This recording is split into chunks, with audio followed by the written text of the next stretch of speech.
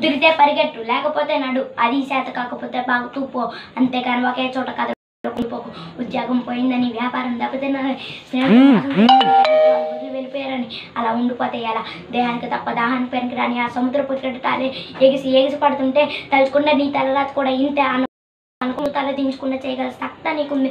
కానీ నీకు వచ్చిన ఈ కష్టానికే తల దించేస్తే ఎలా? దృష్టిలో చలం ఉన్నది, ఏది ఆగుకోవడానికి వీల్లేదు.